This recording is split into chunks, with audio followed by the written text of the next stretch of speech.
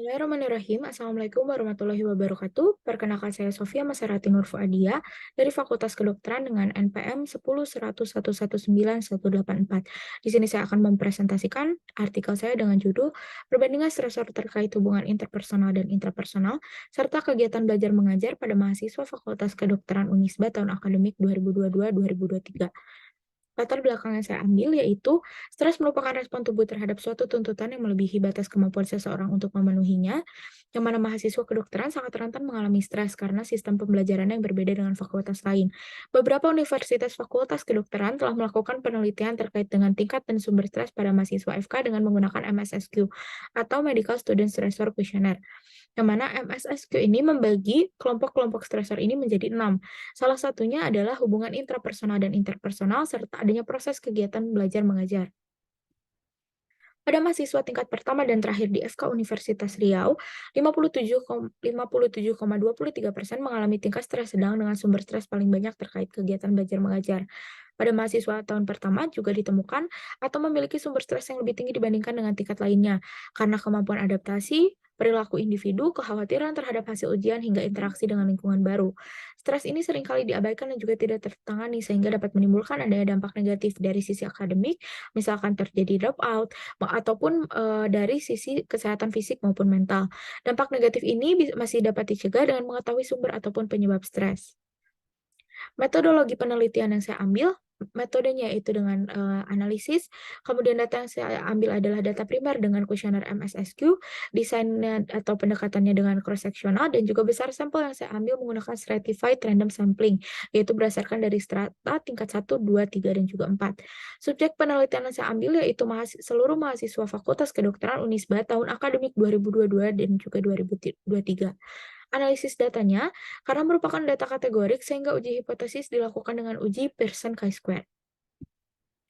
Hasil penelitiannya yaitu melalui distribusi proporsi atau secara univariat dari kelompok IRS maupun TLRS atau dari kelompok IRS terlebih dahulu, intrapersonal dan interpersonal related stressor, mayoritas dari seluruh tingkat mengalami adanya tingkat stres sedang sampai berat dengan persentase yaitu 32,99%.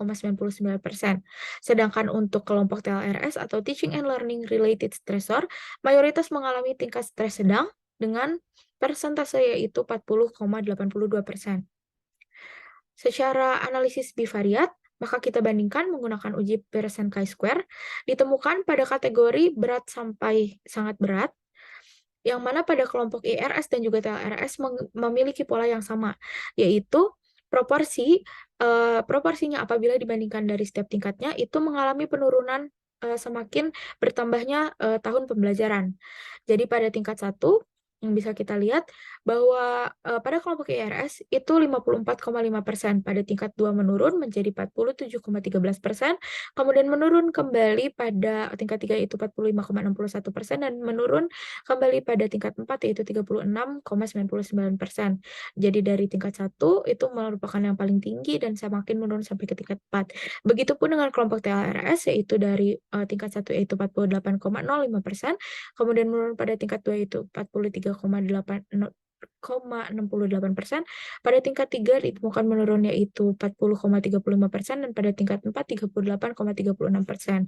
Namun pada kedua kelompok ini juga tidak ditemukan ada perbedaan yang signifikan karena p-value yang ditemukan lebih dari 0,05.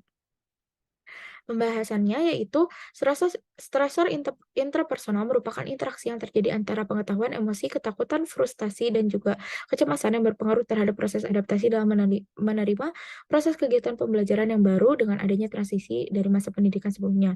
Tingkat stres yang tinggi ini dapat ditimbulkan dengan banyaknya perbedaan dan manajemen diri yang dimiliki setiap mahasiswa dalam menghadapi berbagai tugas dan juga kewajibannya selama melaksanakan kegiatan pembelajaran.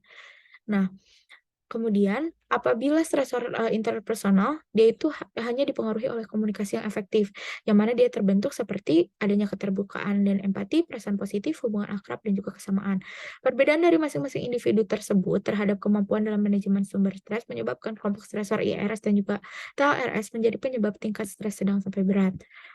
Nah, individu yang mengalami stres akan mengembangkan perilaku sosial negatif dalam berhubungan dengan orang lain, serta dapat menyebabkan terganggunya hubungan interpersonal dengan individu lain. Hal ini menunjukkan bahwa komunikasi interpersonal memiliki peran yang signifikan dan berperan secara negatif terhadap stres yang berarti semakin tinggi komunikasi interpersonal, maka akan semakin rendah stres yang dirasakan. Dalam aspek intrapersonal juga, dia banyak didukung oleh persepsi atau karakteristik batin seseorang. Secara alami, pembuatan makna mungkin memiliki peran yang sangat penting bagi kaum muda yang menghadapi pengalaman memprovokasi dan stres yang sangat cemas yang disebabkan oleh konteks perkuliahan. Hal ini menunjukkan bahwa setiap individu memiliki kemampuan adaptasi yang berbeda-beda dan juga memiliki caranya sendiri untuk menangani sumber stres yang terjadi. Sehingga proporsi tingkat stres terkait stresor IRS dan TLRS pada mahasiswa tingkat 1 sampai 4 semakin menurun mengikuti tahun pembelajarannya.